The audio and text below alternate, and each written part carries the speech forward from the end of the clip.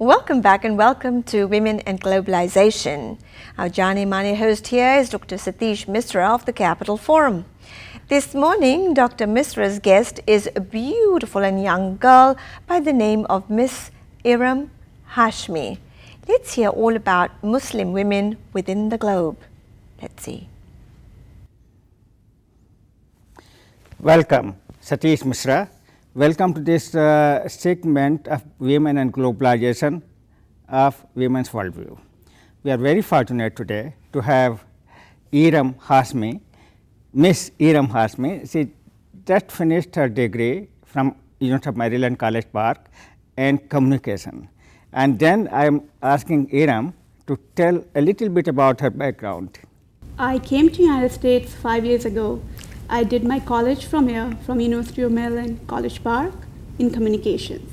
And I interned for Capitol Hill for 7 months. And now currently I'm working for Shady Grove Adventist Hospital as office manager in a pastoral care department. That's very good. And what about the family?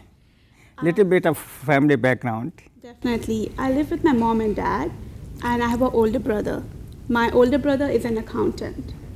My dad is a freelancer, business consultant, and my mom works in a retail store. That's good. So everybody is here now. I live with my whole family. And you have extended family. Definitely. My uncle, my aunts, all of them are here. Oh, that's very good. And what about your faith? I'm practicing Muslim, and as a Muslim, I feel proud that I have really achieved a lot what I wanted to, and I hope I get much more where I want to go. That's very good. I want to know a little bit about how globalization has helped you, strengthened you, both in your academic, social life, as well as in your faith. If you're talking about globalization has helped each and every one of us. And mostly it's positive. It has helped us to get to know people more easily than we would rather go in social gatherings.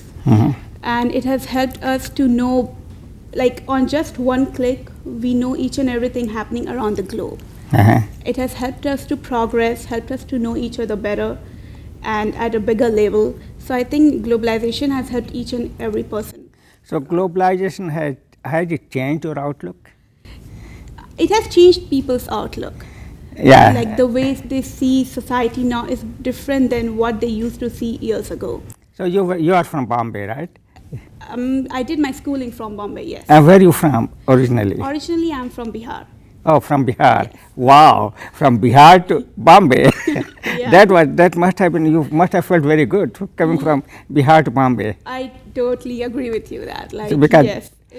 yeah, education in Bombay, has it helped in your attitude? It did. It did help me in my attitude because I really saw a lot of things which went back home when I was in Patna, it wasn't available. Like internet, back in 2007, it was not as progressive in Patna as it is in Bombay. Yeah, that's true. My son is in Bombay. Okay, that's great. Yeah, and he's working for Tata Consulting Service from here. He was born here, raised here. He went back to Bombay, working for Tata Consulting Company as a manager. Okay. And he really is enjoying Bombay. That's why I brought it up. He's enjoying Bombay and the culture. Bombay is sort of more westernized, right? Yes, it is westernized because it's a Or globalized. I would say globalized. You can say globalized or westernized. It's more basically it's a metropolitan city. So Yeah. it has a different kind of culture compared to Patna or small cities. Yeah. So what are the milestones in your life, in your personal life?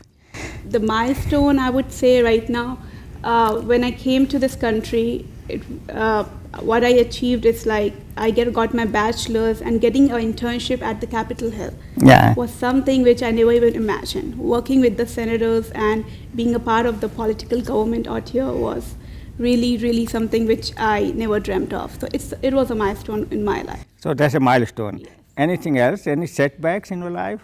Setbacks, when I came here initially, I had some language barriers.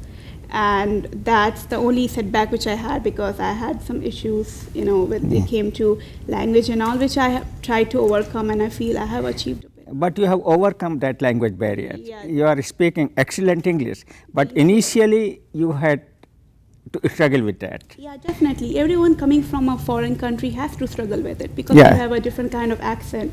The way we talk, it's totally different than what Americans talk. So in order to, in order to basically get accepted, you should try your best to get into the culture. That's really good. Now, your field is communication, right? And what do you want to become? What are your ambitions? I want to work in media. So basically, because I'm done with my bachelor's in communication, I want to do master's in communication and become a media director. Media, what kind of media? Media, I would say radio, print media, social media, these kind of. That's really good. Do you have that IT background? I don't have that much of IT, but during my communication classes, I did take some web designing and web outlook classes. Wow, so you are from Patna, went to Bombay, came to world's capital, not only USA capital, Washington DC area, and that's really wonderful that you have wonderful achievement on your part. And what are the differences if you had to live in India versus here? What do you feel the major differences in living are there? The major difference I would say is that we have a lot more opportunities here compared to India. India has grown a lot, it has progressed over years, but the main difference is that we have a lot of opportunities, and second, the women are more safer here. Yeah. What about our neighboring countries, Pakistan, Bangladesh, things that I see happening, like Malala case, Yeah. Yusuf, you have any think about it? Any? I would just say that in order to grow, if a country wants to grow and the people want to grow, it's better that there should be people, volunteers going around these places and trying to educate. Wow, that's very good point. So educate them and create awareness among them Yeah. to see a different outlook of society. Yeah, and now I want to come to a little bit cultural aspect of our talk discussion today. You celebrated Ramadan, some recently. Tell us a little bit about the cultural impact of religious celebrations. Okay, so basically the reason we celebrate Ramadan is for self-purification and basically understanding the sufferings of other humankind. Like, we are really fortunate enough to get food and drink clean water, but there are other countries, there are the people who are not that fortunate enough. So you thank Allah. I do thank Allah that He gave us an opportunity to, have this 30 days of fasting and understand the sufferings of other human beings. Yeah, President Obama issued a statement on Ramadan, and I really liked it, and I would like to read one little sentence from that really is very motivational. It says that for world's 1.5 billion Muslims, Ramadan is a time for thoughtful reflection, fasting and devotion. It is also an opportunity for family and friends to come together and celebrate the principles that bind people of different faiths, and a commitment for peace, for justice, equality and compassion towards our fellow human being. These bonds are far stronger than the differences that too often drive us apart. So, what do you think of this statement? So basically, it's a great statement that Mr. Obama has released, and basically what he meant is, in simple words, that basically in order to understand, in order to help other people, it is very important to understand what the person is going through. And this Ramadan brings in devotion and that kind of spirit in people.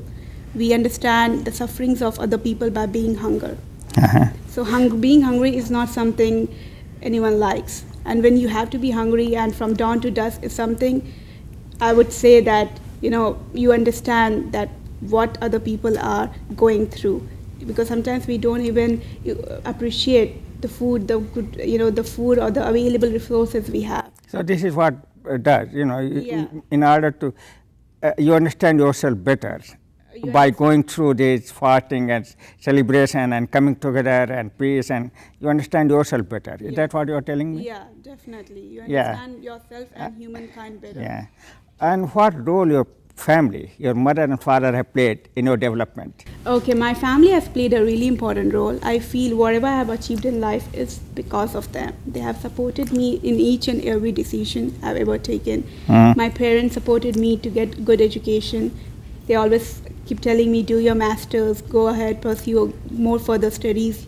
They have always been a motivation in my life, and I really thank that I have got such nice parents. They have given me such good skills, and even the education that I have achieved. Oh, is because that's very good. So your family was motivational, inspirational Yes. in your thinking regarding globalization and availing the opportunities that are available out Yes. there, including education, Yes. social welfare, religious commitment. I'm very happy to know that this is what is happening. So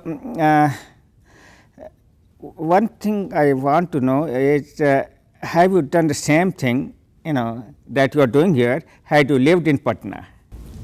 I mean, to be honest, my family has always supported me throughout my life. Oh, that's good. It's That- not just that's that very good. because I came here, they supported me. They have always been really supportive.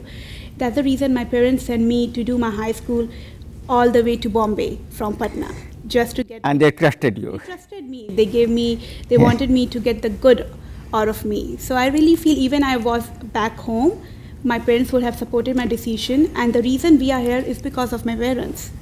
That's really good. So parents' role in upbringing of a child Yes. is very critical and crucial. Very critical and crucial, and the way parents understand you, no one can understand you better. And that gives you, values, ethical values, moral values, Definitely. and it strengthens your confidence. Yes, definitely. It gives Yeah. you values, and it's because of my parents that, I have tried my best to understand other people and because I'm living in a diverse country, and I have been able to accommodate the whole cultures because the values my parents have given me. That's very good.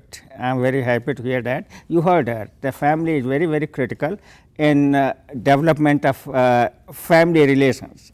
Now, last minute to our audience, last message to our audience. What do you think? How globalization can help women?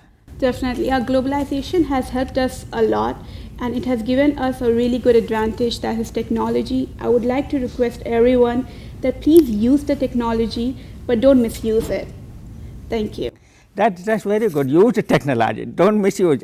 These days there are so many misguided people here that are like chamak damak. Yeah. किसी देश की चमक दमक उससे आप influence हो गए, so you can go on the wrong path. Definitely. So that is very good technology and opportunities that are available to you. You heard her. Use technology and also help out people who really need help over there back home in India, Pakistan, Bangladesh, or even in United States. Yes. Yeah, we help out our friends, our families, and everybody. Namaskar, and thank you very much for Thank you. watching. And thank you. Thank you. Yeah.